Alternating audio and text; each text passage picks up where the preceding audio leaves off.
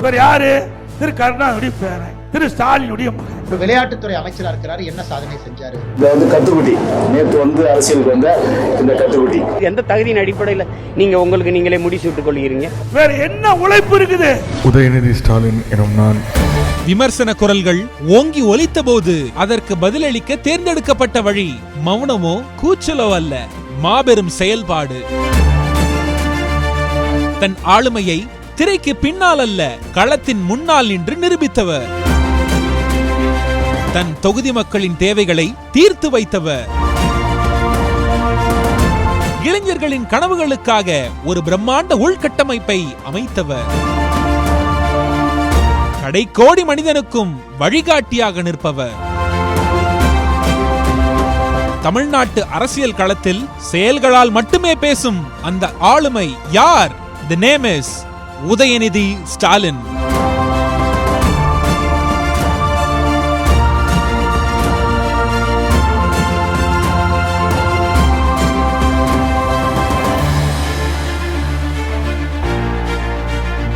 ஆம், இன்று தமிழ்நாட்டின் அரசியல் களத்திலும் நிர்வாகத்திலும் ஒரு புதிய அத்தியாயத்தை எழுதி கொண்டிருக்கும் மாண்புமிகு துணை முதலமைச்சர் திரு உதயநிதி ஸ்டாலின் அவர்கள்தான். தனது முதல் அரசியல் அடியை எடுத்து வைத்தது சேப்பாக்கம் திருவல்லிக்கேணி சட்டமன்ற தொகுதி உறுப்பினராக. மற்ற பொறுப்புகளை ஏற்பதற்கு முன்னரே அவர் தன் தொகுதிக்கான பணிகளை மின்னல் வேகத்தில் முடுக்கிவிட்டார். 20 கோடி ரூபாய்க்கும் அதிகமான மதிப்பில் பள்ளிகள், பூங்காக்கள் மற்றும் உடற்பயிற்சி கூடங்கள் போன்ற உள்கட்டமைப்பு வசதிகளின் தரத்தை மேம்படுத்தினார். தொகுதியில் உள்ள சுமார் 25,000 குடும்பங்களுக்கு மேல் நலத்திட்ட உதவிகள் மற்றும் நிவாரணப் பொருட்களை விரைந்து வழங்கினார். மழை, வெள்ளம் போன்ற பேரிடர் காலங்களில் நேரடியாக களத்தில் இறங்கி நிவாரணப் பணிகளை ஒருங்கிணைத்து ஒரு சட்டமன்ற உறுப்பினர் எப்படி செயல்பட வேண்டும் என்பதற்கு புதிதாய் ஒரு இலக்கணம் வகுத்தார். விளையாட்டுத் துறையிலும் அவர் கொண்டு வந்த மாற்றம் வெறுமனே கோப்பைகளுக்காக அல்ல, தந்தை பெரியார் வலியுறுத்திய சமவாய்ப்பு கொள்கைக்கானது. Equal opportunity.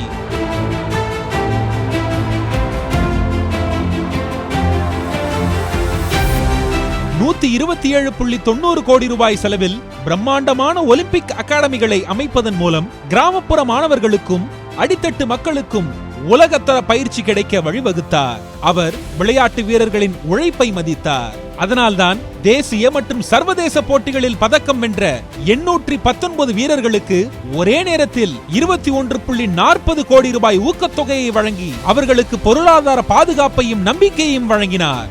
இது திறமைக்கு சமமான அங்கீகாரம் வழங்கும் திராவிட கொள்கையின் செயல்பாடு.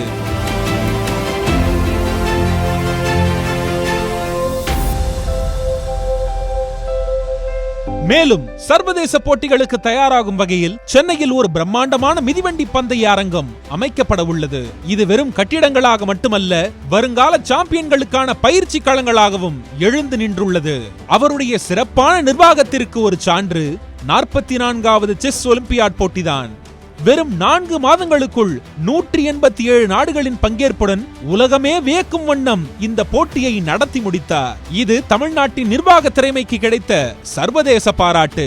மேலும் சமீபத்தில் வெற்றிகரமாக நடத்தி முடிக்கப்பட்ட கேலோ இந்தியா யூத் கேம்ஸ் 2024 சுமார் 5000த்திற்கும் மேற்பட்ட இளம் வீரர்களின் பங்கேற்புக்கு உறுதுணையாக இருந்தார். சிறப்பு திட்ட செயலாக்கத்துறை அமைச்சராக பொறுப்பேற்றதும் நான் முதல்வன் திட்டம் அவருடைய தனிப்பட்ட கவனத்திற்கு வந்தது. இந்த திட்டம் இளைஞர்களுக்கு பயிற்சி அளிப்பதை விட வேலை வாய்ப்பை உறுதி செய்வதையே இலக்காக கொண்டது. கடந்த 4 ஆண்டுகளில் மட்டும் சுமார் 42 லட்சம் இளைஞர்களுக்கு செயற்கை நுண்ணறிவு, ரோபாட்டிக்ஸ், தரவு அறிவியல் போன்ற எதிர்கால தொழில்நுட்பங்களின் திறன் பயிற்சி வழங்கப்பட்டுள்ளது. உயர்கல்வித்துறையில் 7 லட்சம் மாணவர்களுக்கும், பள்ளி மாணவர்களில் 10.5 லட்சம் மாணவர்களுக்கும் கல்வி மற்றும் தொழில் வழிகாட்டுதல் அளிக்கப்பட்டது. இந்த திட்டத்தின் பிரம்மாண்ட முடிவு என்ன தெரியுமா? பயிற்சி பெற்றவர்களில் 3.30 லட்சம் பேருக்கு முன்னணி நிறுவனங்களில் வேலைவாய்ப்பு உறுதி செய்யப்பட்டுள்ளது. இது வேலைவாய்ப்பில் சுமார் 7.8% வெற்றி விகிதத்தை குறிக்கிறது. மேலும் நான் முதல்வன் திட்டம் குடிமைப் பணி தேர்வுகளில் உண்டாக்கிய தாக்கம்தான் மிக முக்கியமானது. 2024 UPSC தேர்வில் வெற்றி பெற்ற தமிழ்நாட்டைச் சேர்ந்த 57 மாணவர்களில் 50 பேர் நான் முதல்வன் திட்டத்தின் கீழ் ஊக்கத்தொகை மற்றும் பயிற்சியை பெற்றவர்கள் ஆவர். தற்போது 2025 UPSC தேர்வில் 85 பேர் வெற்றி பெற்றிருக்கின்றனர். கடந்த ஆண்டை காட்டிலும் 35 பேர் கூடுதலாக வெற்றி பெற்றிருக்கின்றனர். அரசு பள்ளியில் படிக்கும் சாதாரண மாணவனையும் நாட்டின் உச்சபட்ச சேவைக்கு தயார் செய்யும் ஒரு சமூக நீதி திட்டமாக நான் முதல்வன் வெற்றி பெற்றிருக்கிறது. துணை முதலமைச்சராக உதயநிதி பொறுப்பேற்ற பின்னர் அவரின் ஒவ்வொரு செயல்பாட்டிலும் 2 கொள்கைகளை அழுத்தமாக தாங்கி பிடிக்கிறார். தந்தை பெரியாரின் சுயமரியாதையும் சமூக நீதியும்.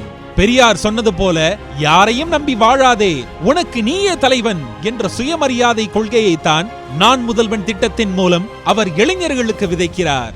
அதே போல எல்லோருக்கும் எல்லாம் என்ற சமூக நீதி கொள்கையை தான் மகளிர் சுய உதவி குழுக்களுக்கு ரூபாய் 68 கோடி வங்கிக் கடன் இணைப்புகளை வழங்கியும் 14,525 பயனாளிகளுக்கு ரூபாய் 154 கோடி நலத்திட்ட உதவிகளை வழங்கியும் அவர் நடைமுறைப்படுத்துகிறார். சமூகத்தின் கடைக்கோடி மனிதனுக்கும் அரசின் திட்டங்கள் கிடைப்பதுதான் உண்மையான சமூக நீதி. அந்த களப்பணியை தான் அவர் இன்று தீவிரமாக மேற்கொள்கிறார்.